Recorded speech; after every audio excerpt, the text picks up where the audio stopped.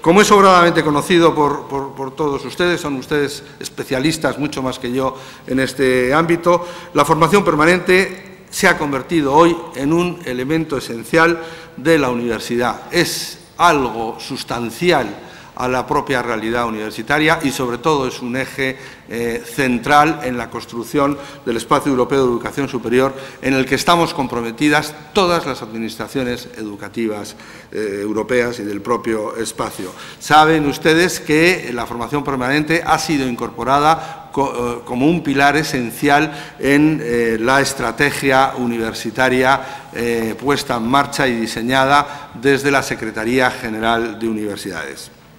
Tras la Declaración de Bolonia del año 99, queda consolidada como una necesidad de desarrollo de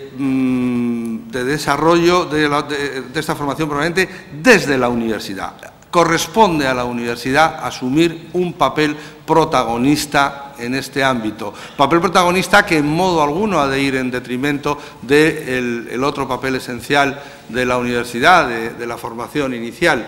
Pero, como digo, papel protagonista que nos toca explicar mucho, porque es todavía, yo diría que poco apreciado entre nuestros propios compañeros. Sabéis que la definición de la que partimos, la que es comúnmente aceptada y con la que estamos trabajando en todos nuestros documentos iniciales, es la definición del Consejo Europeo de 2000, el comunicado de Feira, que de una manera muy amplia la enmarca como toda actividad de aprendizaje a lo largo de la vida, con el objetivo de mejorar los conocimientos, competencias y aptitudes con una perspectiva personal, una perspectiva cívica, social o relacionada con el empleo. Esto es especialmente patente en momentos como el actual, en el que la escasez de empleo, cuando el empleo se convierte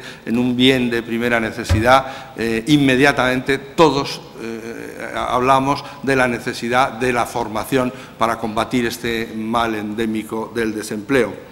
Esta percepción del papel protagonista de esta formación ha sido desde entonces, ha estado presente invariablemente en los sucesivos comunicados de las conferencias de ministros, las conferencias bianuales desde Praga hasta Lovaina. Ha tenido una presencia constante el reconocimiento de la importancia de la formación permanente. Naturalmente, el Ministerio, la Secretaría General de Universidades, en este contexto no podía permanecer ajeno y toma la iniciativa de impulsar la adopción de un documento programático que todos ustedes conocen bien, un documento programático que se encarga a un grupo de expertos. Yo diría que hizo ese grupo de expertos un trabajo excelente y el documento es un documento de alta calidad. Los objetivos que se marcaron en aquel grupo de trabajo eran muy ambiciosos. Se pretendía planificar el mapa de la oferta actual de formación permanente. Se proponía, dentro de la enorme dificultad que esto entrañaba, porque se partía desde situaciones muy heterogéneas, se proponía homogeneizar, en la medida de lo posible, terminologías y clasificaciones. Se pretendía potenciar el reconocimiento y la función social, como digo, inherente a la universidad en ese papel protagonista. Analizar la coexistencia entre y las posibilidades de futuro de vida en común entre los másteres oficiales y los másteres propios. Esto ya lo habíamos debatido nosotros mucho, porque el Ministerio hace cierta labor expropiatoria. Nosotros llegamos después al máster en nuestras enseñanzas oficiales y yo diría que sin ningún rubor nos apoderamos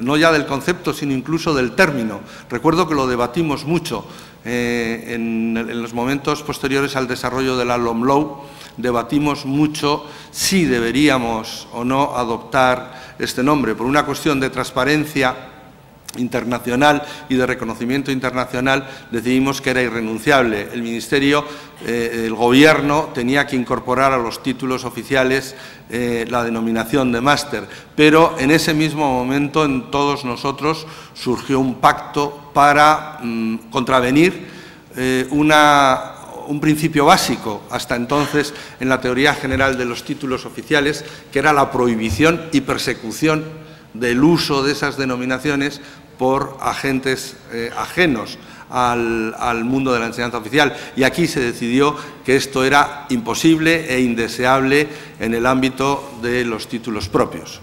Los títulos propios, las universidades nos llevaban muchos años de ventaja en el uso de esta denominación y era cuanto menos ilegítimo, amén de inconveniente, el que prohibiéramos el uso de esta denominación en los títulos propios, de modo que es el único supuesto en el que convive una misma denominación, un mismo término, máster, para designar indistintamente a títulos oficiales y títulos propios. Esto no pasa ni puede pasar en los grados, ni en el doctorado, ni por supuesto pasó nunca en las licenciaturas, diplomaturas o ingenierías técnicas. Aquí sí, y yo creo que aquí subyace un cierto reconocimiento del Ministerio a la importante labor que esta formación de másteres ha jugado en el campo de la formación permanente. Pues como digo, el documento pretendía también analizar cómo pueden coexistir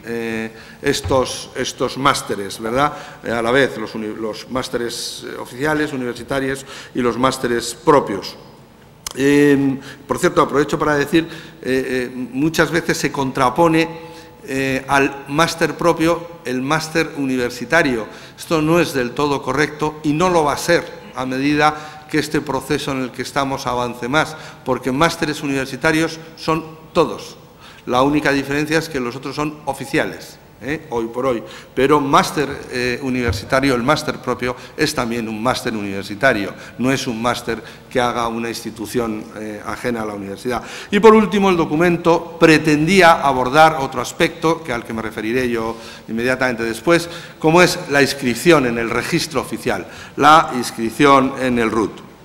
El documento se estructuró básicamente en una primera parte de un carácter muy descriptivo, donde se establecen todos los aspectos relativos a naturaleza y características de la formación permanente, el papel de las universidades, etc. Una segunda parte en el que se abordan en este documento las iniciativas para la regulación por parte de todos los diferentes estamentos implicados: Administración General del Estado, nosotros, el Consejo de Universidades, las comunidades autónomas a través de la Conferencia General de Política Universitaria, etc. Y finalmente el documento concluía con la propuesta de un Real Decreto. Como digo, el documento yo creo que es de una gran calidad, ha sido así reconocido por todas las personas que hemos tenido ocasión de trabajar con él. Y me voy a centrar yo ahora más en esta última parte, en esa conclusión, en el Real Decreto. Me voy a centrar en él porque además he observado, decía al principio, un cierto descontento en este sector, particularmente en el colectivo que ustedes representan, porque cuando hicimos el análisis jurídico, concretamente en mi unidad, vimos desde el principio que era absolutamente desaconsejable la adopción de un Real Decreto sobre esta materia precisamente por falta de título competencial. Como ustedes saben, cuando el Gobierno cuando el Gobierno legisla, necesita un título competencial. Necesitamos tirar de una base jurídica que nos permita intervenir en esa realidad. Y aquí no la hay. Y no solamente no la hay, sino que, como luego veremos, hay un título competencial que nos impide entrar, porque es un título competencial que pertenece en exclusiva a la universidad, ni siquiera a las comunidades autónomas. El título competencial es el del artículo 27.10 de la Constitución, al que luego me referiré.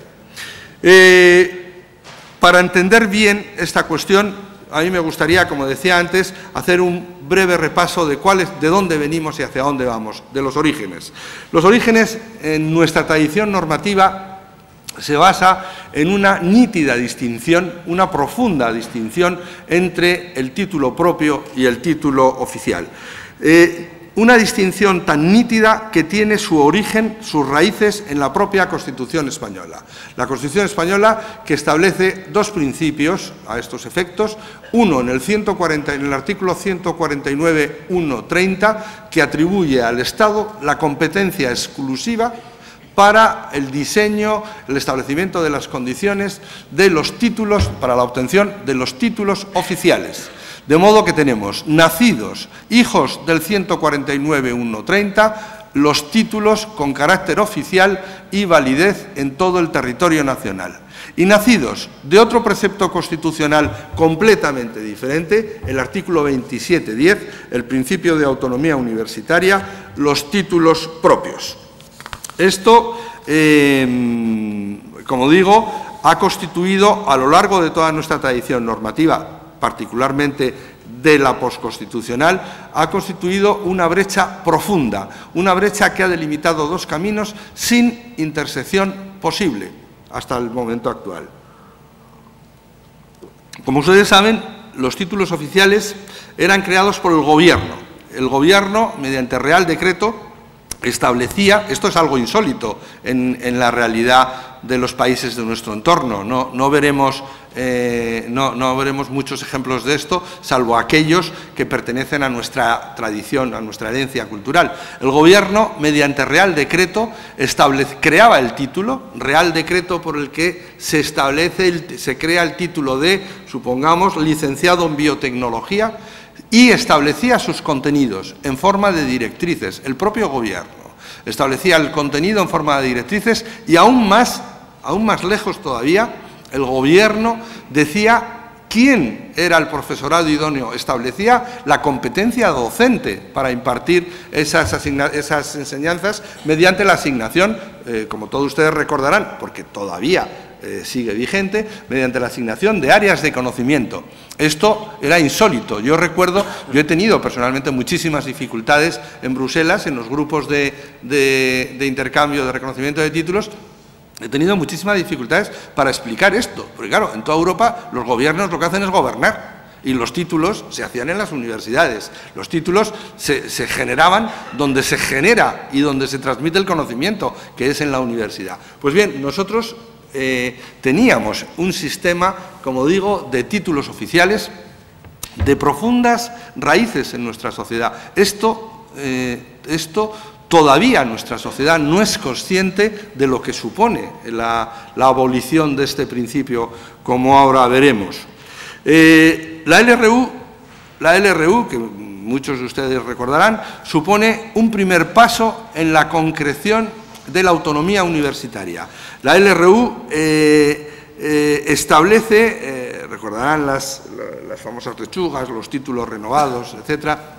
La LRU establece un sistema en el que nosotros, el Gobierno, hacíamos, como decía, los títulos con estos contenidos, con estos condicionantes, pero aproximadamente cubríamos, más o menos, en los segundos ciclos, en las titulaciones de primer y segundo ciclo, en las largas, por así decir, cubríamos aproximadamente el 60%. Y el otro 40% era la expresión de la autonomía universitaria en los títulos oficiales. De modo que podíamos decir que existía un concepto unitario de título y una multiplicidad de planes de estudio que conducían a su obtención. Título de ingeniero industrial de la Universidad Politécnica de Valencia. Título de ingeniero industrial que ha dado por el Gobierno. Plan de estudios de la Universidad Politécnica de Valencia conducente a la obtención del título de ingeniero industrial. De modo que el título era único, y en su conjunto constituía lo que llamábamos el catálogo oficial de títulos. Llegó a haber no recuerdo nunca la cifra exacta, no sé si fueron 168 o 178 títulos que constituían el catálogo oficial. Eran esos y no otros, y eran esos los que tenían valor oficial en todo el territorio nacional. Junto a eso, la LRU estableció por primera vez, era la segunda expresión de la autonomía universitaria, tal y como se entendía en ese momento. Estamos pensando en el año 1983. Claro, el concepto de autonomía universitaria entonces era muy incipiente. Veníamos de una universidad absolutamente centralizada, donde no existía ningún tipo de autonomía. Decía que junto a este 40% en la plasmación de los planes de estudio, pues nace el concepto de título propio. Pero si se fijan ustedes, un concepto que se define negativamente. La ley no definió, ni el decreto 1496 de su desarrollo, el de títulos, no definían lo que era un título propio. Decían, aquel que carece de los efectos oficiales reservados por la ley a los títulos aprobados por el Gobierno. Es decir, era el resto. Lo que no tenía efectos oficiales, ese era título propio. Claro, el Estado, la lógica era aplastante. Los títulos oficiales los he creado yo, decía el Gobierno, decía el Estado, esta es la garantía de calidad, yo me fío de estos títulos y a estos títulos les reservo todos los efectos académicos, efectos laborales y efectos profesionales. Los títulos propios son creados por las universidades al margen de mis mecanismos, por lo tanto son títulos que yo no avalo y son títulos de los que yo no me fío en absoluto.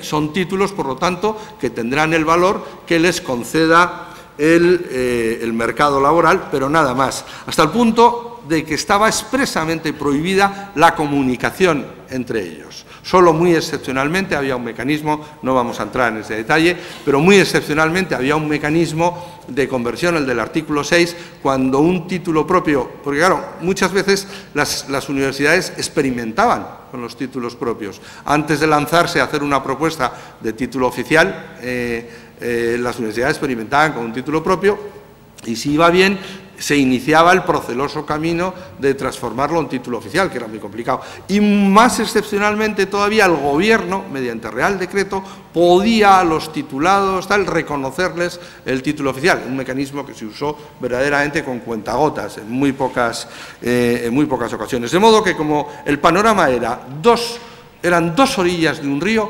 absolutamente paralelas, no se cruzaban en ningún momento. Una universidad no podía reconocer créditos procedentes de enseñanzas propias en títulos oficiales. Eran, como digo, sistemas absolutamente paralelos, sin ningún punto de intersección. En definitiva, subyace una absoluta desconfianza del Estado en el título propio de la universidad. No voy a decir desprecio, como se ha dicho muchas veces por parte, pero sí al menos una desconfianza. El Estado solo quiere lo suyo, lo que él ha hecho mediante sus reales decretos. Claro, este panorama, este es el de dónde venimos, de dónde arrancamos. Este panorama cambia radicalmente con la LOMLOE. La LOMLOE, la ley de modificación de la Ley Orgánica de Universidades, el primer planteamiento que hizo el Gobierno, el primer planteamiento, y además sin una sola fisura, fue extender la autonomía universitaria hasta el límite de lo legalmente admisible. Esto planteaba muchos problemas. Entre otros poderes y entes territoriales, con las propias comunidades autónomas. Las propias comunidades autónomas que en la década anterior habían digerido, en una pesada digestión, habían digerido las transferencias en la enseñanza no universitaria. Esto supuso transferir centenares de miles de alumnos y decenas de miles de profesores y de presupuestos a las comunidades autónomas y tardaron tiempo en digerir esa transferencia. Una vez deglutida, las comunidades autónomas empezaron a ser ágiles en la reclamación de la competencia universitaria. Claro, la situación jurídica era radicalmente distinta, por lo que he dicho antes. Así como no hay un principio de autonomía en la Constitución de los centros de enseñanza secundaria que dependen de su consejero, de la comunidad autónoma, las universidades son entes autónomos por mandato constitucional, de modo que nos encontrábamos ante un triángulo. Hay tres vértices competenciales: las competencias del Estado, las competencias de la universidad que le pertenecen a ella y solo a ella por razón de su autonomía universitaria, y las competencias de la comunidad autónoma. En general, en este proceso se generan tensiones. Se generan tensiones porque las comunidades autónomas tienden a asumir competencias, a heredar del Estado competencias que no habían tenido nunca y que, en principio, muchas de ellas son transferibles, como digo, directamente a la universidad. Pero esto choca con otra cuestión perfectamente entendible y perfectamente justificable de las comunidades autónomas, de la construcción de sus propios sistemas nacionales. Pero claro, no se trataba, el paso que estábamos dando, no se trataba de sustituir un sistema nacional por otro, sino que se trataba de dotar a la universidad de las estructuras de las que, por otra parte, gozaban sus pares en casi todo el mundo occidental, donde las universidades son esencialmente autónomas. Pues bien, en la LOMLOE, los títulos oficiales, claro, la importancia es tremenda, la importancia de este paso. Los títulos oficiales ya no los hace el Gobierno. Lo primero que hace la LOMLOE es cargarse el catálogo oficial de títulos. Ya no hay catálogo de títulos. Los títulos los hacen las universidades, que es lo lógico. Como decía antes, es en la universidad donde se genera y se transmite el conocimiento. Nadie mejor que la universidad para diseñar su propia oferta formativa en función de su entorno, de las necesidades del entorno que le circunda, etcétera. Naturalmente, con sujeción a la planificación que legítimamente corresponde hacer a la comunidad autónoma. No digo decir que la comunidad autónoma tiene mucho que decir, pero en cuanto a aquel catálogo de títulos que hace el Gobierno, eso no se transfiere a la comunidad autónoma. No se le dice a la comunidad autónoma, haga usted a partir de ahora los títulos. No, los títulos los hacen las universidades. Claro, ya aquella distinción que marcaba dos orillas absolutamente infranqueables, lejanas, separadas de los títulos propios y los títulos oficiales, porque unos tenían su origen en el Estado, en el Gobierno, y los otros en la universidad, cae estrepitosamente. Los títulos, todos, son ya hechos generados en las universidades. Cierto que los títulos oficiales se han de someter a un doble procedimiento, a un procedimiento de verificación ante el Consejo de Universidades, verificación de su coherencia académica, y a un proceso de autorización ante su comunidad autónoma. Producidos estos dos actos, el Gobierno interviene, pero claro, el Gobierno ahora interviene ex post. No interviene a priori como antes creando el título, interviene al final y además interviene mediante un instrumento quizá de menor rango. Ya no hacemos un Real Decreto, hacemos un acuerdo de Consejo de Ministros que es casi un acto debido, en el que, comprobado que existen los dos elementos que acabo de decir, comprobado que el Consejo de Universidades ha verificado el título y comprobado que la comunidad lo ha autorizado, nosotros hacemos un acuerdo de Consejo de Ministros y lo publicamos en el BOE, ordenando que se inscriba en el RUT. Esto es básicamente el procedimiento para los títulos oficiales. Cierto que es un primer paso, y un primer paso descomunal en este acercamiento del título oficial hacia el título propio, pero esto no significa que no subsista la dualidad. La ley expresamente, el artículo 34 de la LOMLOE, obliga, porque usa el imperativo, las universidades impartirán las enseñanzas conducentes a la obtención de los títulos oficiales y podrán impartir otro tipo de... hemos tratado de evitar, yo creo que, si no me equivoco, en ningún texto legal desde la LOMLOE hemos vuelto a usar el término título propio. No sé si se nos habrá escapado en algún sitio, lo seguimos diciendo coloquialmente, pero ya decimos otros títulos, es otros títulos, ya no le hemos despojado de ese matiz un poco peyorativo que tenía lo de título propio, ¿verdad? Entonces, las universidades podrán impartir otras enseñanzas conducentes a la obtención de otros títulos. Sus padres jurídicos siguen siendo los mismos. Para los títulos oficiales, el artículo 149, 130 de la Constitución, para esas otras enseñanzas que da la universidad, las da en principio de su autonomía, del principio de su autonomía. Por lo tanto, son, por así decir, hijos del artículo 27.10 de la Constitución. Y la ley da un segundo paso en este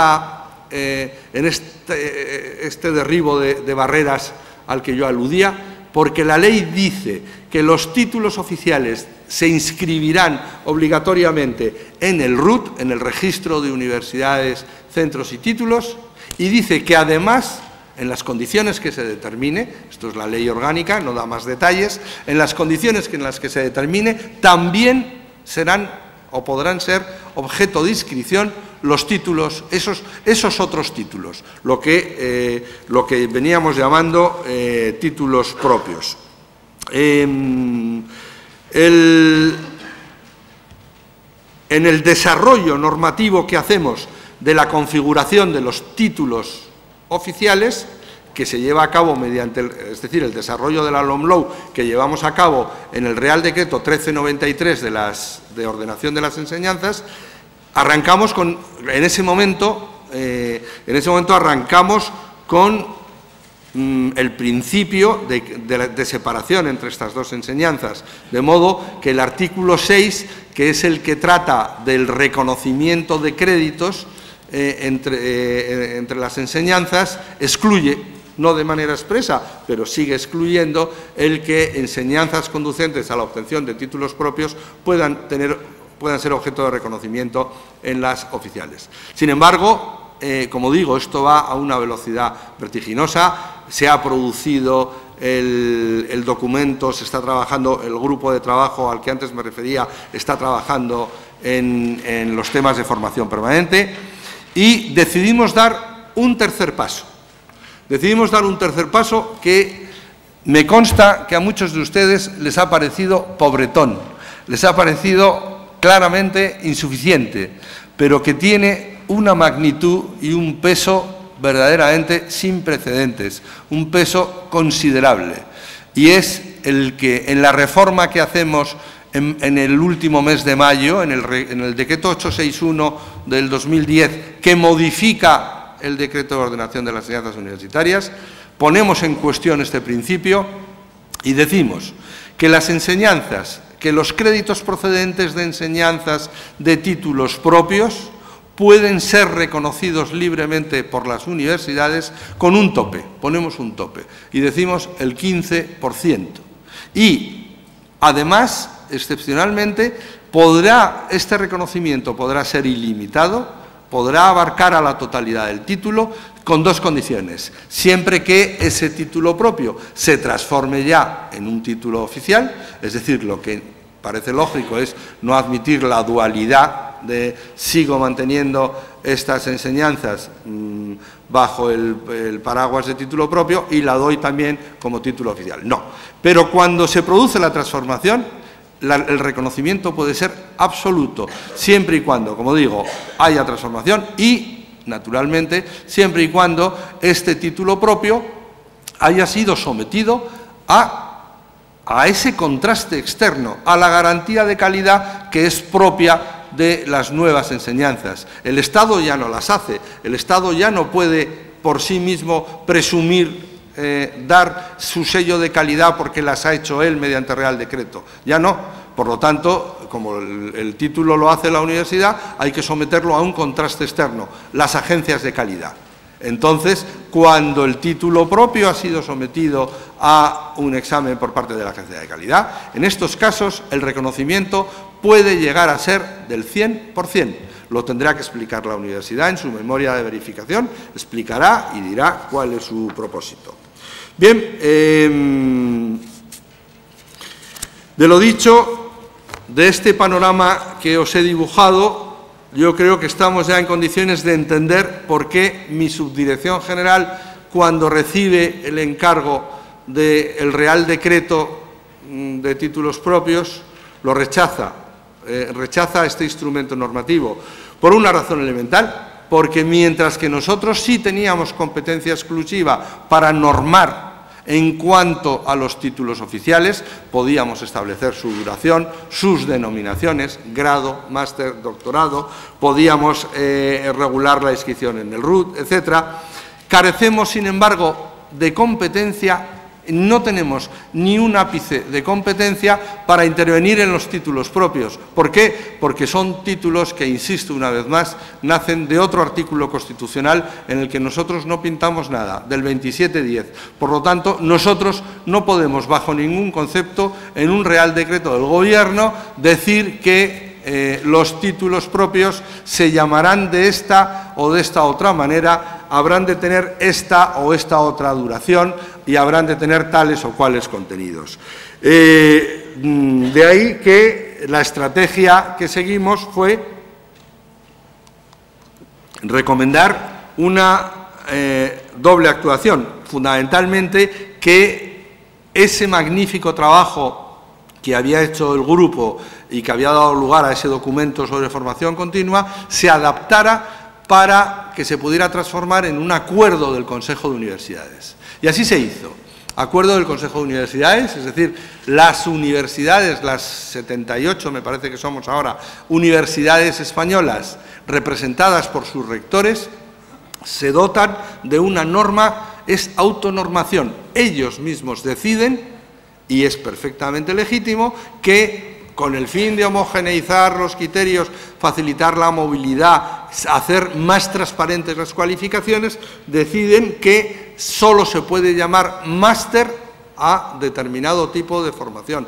Decide que se puede llamar diploma de especialización a esto otro, que la duración ha de ser de 30 créditos o de 60 o de menos de 30 o de más de 60. Es decir, los aspectos normativos que ellos sí pueden regular. Nosotros no, pero ellos sí. Ese acuerdo de Consejo de Universidades, que por cierto se pasó, no era estrictamente necesario, pero se pasó también por las comunidades autónomas a través del órgano de concertación que tenemos, que es la Conferencia General de Política Universitaria.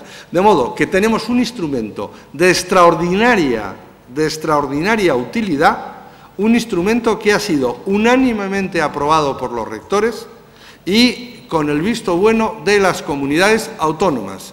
Esto da unas posibilidades inmensas de actuación a las universidades, que hasta ahora yo creo que se ha avanzado poco.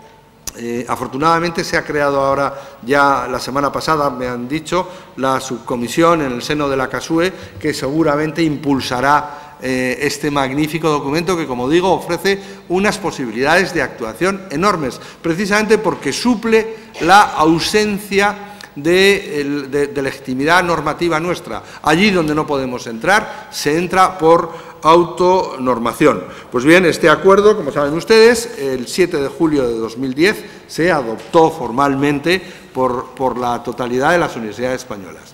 Claro, me preguntan en ocasiones, ¿es obligatorio? Bien, es obligatorio en cuanto que es autonormación. Si un rector, si una universidad se aparta del criterio que entre todos se han dado, pues bueno, sus compañeros rectores le afearán la conducta, supongo yo. En todo caso, en los acuerdos interuniversitarios que se hagan, etcétera, eso tendrá el tratamiento que tenga que tener. Pero como autonormación es perfectamente aceptable y es más, es algo a lo que nos tenemos que acostumbrar porque, como decía, la tendencia nuestra es a no legislar mucho más. El Ministerio de Educación no va a hacer muchos más decretos de ordenación universitaria.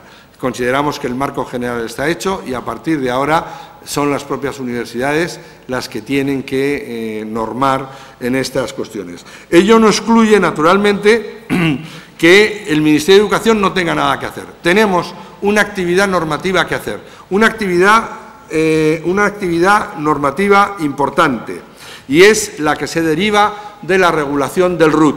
Recordad que os decía al principio de esta charla que la ley había previsto obligatoriamente la inscripción en el RUT, en el registro de los títulos oficiales, y había previsto la posibilidad de que los títulos propios fueran inscribibles, algo impensable hace 5 años, pero ya estaba puesto en la ley. Pues bien, el Real Decreto que hicimos en su desarrollo, el Real Decreto 1509 del 2008, el decreto regulador del RUT, estructura el RUT en 3 secciones. En su artículo 2 hay una sección de universidades, una sección de centros y una sección de títulos. Y dentro de esta sección de títulos, el decreto establece varias subsecciones. Una subsección para enseñanzas de grado, otra subsección para enseñanzas de máster, otra para enseñanzas de doctorado, una más para enseñanzas declaradas equivalentes a estas,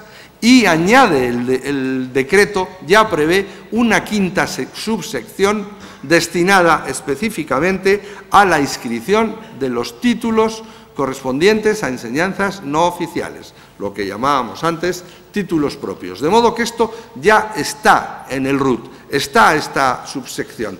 Hay que darle contenido ahora. Y ahí es donde tenemos que hacer la orden ministerial. Me gustaría, porque es algo que generalmente también es poco entendido y al menos ha generado preguntas en mi ámbito, en la subdirección de régimen jurídico. El decreto distingue, el decreto establece que habla de los efectos, qué efectos tiene la inscripción en el RUT. Y, como en todos los registros, el artículo 3 proclama que los efectos de las inscripciones en el RUT son efectos informativos. Efectos informativos respecto de las universidades, respecto de los centros, respecto de los títulos. Pero además, respecto de los títulos oficiales, le da un plus, le da un efecto especial, y es el efecto constitutivo. Esto seguramente habrá juristas entre ustedes. El efecto constitutivo, como ustedes saben, es aquel que hace que el derecho nazca a partir de ese momento. Es decir, el título oficial lo es en puridad desde el momento que se escribe en el RUT, no antes.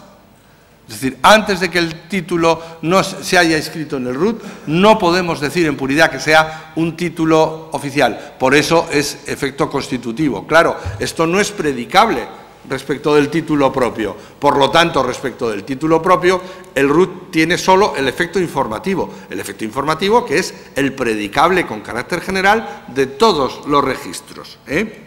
Bien, entonces, como decía, el decreto establece un mandato para que, digamos, en qué condiciones, bajo qué reglas, bajo qué requisitos se han de inscribir los títulos propios. Y aquí, en este punto, es en el que espero recibir de este foro, no necesariamente hoy, sino en las próximas semanas, iluminación y aportaciones para que no nos equivoquemos. Hay algunas cosas que el decreto ya nos manda. La inscripción de los títulos propios en el RUT, que, como digo, llevaremos a cabo en una orden ministerial, que es el desarrollo de ese decreto del RUT. La inscripción se realizará necesariamente a petición de la universidad. La universidad es la única legitimada para pedir la inscripción de estos títulos. No lo podemos hacer nosotros, de oficio, pero tampoco lo puede hacer la comunidad autónoma. Luego, aquí ya tenemos un primer elemento, un primer requisito para saber qué títulos vamos a inscribir. Aquellos que la universidad decida. Claro, esto obliga a que esta cuestión sea tratada y debatida en cada universidad de acuerdo con su propia estrategia y de acuerdo con su propia normativa. Probablemente estarán ustedes de acuerdo conmigo en que no todos los títulos propios hoy de todas las universidades están en la misma situación. Es decir, probablemente estarán ustedes de acuerdo conmigo en que hoy no todos los títulos propios deberían ser objeto de inscripción en el RUT. Corresponde, por tanto, a cada universidad determinar esto en su propio ámbito, porque a nosotros, como digo, nos llegará la petición de la universidad. Solo podremos inscribir los títulos que nos pida la universidad. El decreto nos dice otra cosa. y es que, respecto de estas inscripciones, el contenido de los asientos será, en la medida de lo posible, lo más similar a lo que inscribimos en los títulos oficiales, el contenido de los asientos. Pues bien, como conclusión, y ya termino, yo diría que no procede, naturalmente, en esta orden ministerial, hacer regulación sustantiva, precisamente por la ausencia de legitimidad normativa nuestra. No tenemos un título competencial del que tirar, por lo tanto, no habrá normación sustantiva sobre títulos propios. Esa ya está en el acuerdo de Consejo de Universidades y de ahí habrá que tirar. Sí, yo me aventuraría a decir, como notas distintivas de lo que debemos inscribir, que queda siempre a salvo de las aportaciones que recibamos de ustedes, repetir, la primera es que sea a petición de la universidad. Parece oportuno, no es obligatorio, pero parece oportuno que solo inscribamos aquellos títulos propios que se expresen en ECTS. ¿Por qué? Porque el ECTS es la unidad de cuenta en la que nos sabemos manejar. Es la unidad de cuenta universal, no solo para el tránsito dentro de España, sino para el tránsito dentro de todo el espacio europeo. Por lo tanto, los títulos propios que pasen a esta esfera deberían venir expresados en créditos ECTS. Aparentemente, en principio, desde nuestra perspectiva, deberían ser además títulos evaluados por una agencia evaluadora, títulos que hayan pasado por un procedimiento, no voy a decir de verificación o acreditación, que son términos que se usan en los títulos oficiales, pero un proceso evaluador, a efectos de entendernos ahora sí, podríamos decir un proceso acreditador, que tengan una garantía externa contrastada de calidad. Insisto en que es el borrador en el que estamos trabajando, es decir, son las notas que proponemos nosotros y que están absolutamente abiertas a la discusión y muy particularmente con este grupo tan cualificado. Supuesta la necesidad de evaluación por agencia independiente, la siguiente pregunta es ¿cuál? Esto es un tema que en el ámbito de los títulos propios ha supuesto, no ha sido del todo pacífico. Como saben ustedes, hay muchas comunidades autónomas que tienen, bueno, está la Agencia Nacional, ANECA, que es quien inició el proceso y a quien el decreto originariamente otorgó la competencia exclusiva. Como saben, en la modificación que llevamos a cabo en el 861, abrimos esa competencia, además de a la ANECA, a las agencias autonómicas, pero no a todas, sino solo a aquellas que figuran inscritas en el registro europeo, a las 4 que figuran inscritas en el registro europeo. Pues bien, aquí se reproduce la pregunta, ¿qué agencia? ANECA, debemos dar entrada a las agencias de las comunidades autónomas, a todas o solo a las del registro europeo. Nuestra postura inicial es que no debería aquí regir otro criterio. Si para los títulos oficiales hemos considerado como garantía de calidad que la agencia evaluadora esté inscrita en ECAR, aquí también. Nos parece en principio, pero, por supuesto, esto es una cuestión para debatir. Hay otra cuestión, que es la cuestión de la territorialidad. Por razones políticas, de conveniencia política, cuando esta cuestión se suscitó respecto de los títulos oficiales, finalmente se optó por el principio de territorialidad, de modo que ACU, Agencia Catalana, evaluaba los títulos de su ámbito territorial, la Agencia Gallega los títulos de su ámbito territorial, etcétera, y ANECA los de ámbito nacional y de aquellas comunidades que no tienen agencia o que no tienen agencia inscrita. A mi juicio, esto es una opinión personal, a mi juicio esta no es en absoluto la solución más correcta, fundamentalmente porque cada vez con más frecuencia nos encontramos con programas interuniversitarios. Programas interuniversitarios hechos entre universidades pertenecientes a diferentes ámbitos territoriales. No alcanzo a ver cuál es la razón para que en un título de una universidad de Cataluña con una universidad de Castilla-León no pueda ser válida la evaluación hecha por la Agencia de Castilla-León, por poner un ejemplo. No alcanzo a comprender cuáles son las razones. Sin embargo, ya aviso de que políticamente esto no fue fácil y en su momento, como saben ustedes, en los títulos oficiales se optó por el criterio de la territorialidad. Pues bien, esta es otra cuestión que aquí habría que volver a plantear. Y ya digo que no es cuestión baladí, porque tiene mucha incidencia y mucha incidencia burocrática innecesaria cuando se dan supuestos de títulos conjuntos, de títulos de colaboraciones interuniversitarias. Y hay alguna cuestión más sobre la que deberíamos pronunciarnos. Debe ser exigible aquí también una renovación periódica de la acreditación, o la acreditación se otorga sin límite temporal. Como saben ustedes, en los títulos oficiales hemos optado por la necesidad de renovación periódica, renovación de cada 6 años en los títulos de grado y de doctor y cada 4 años en los títulos de máster.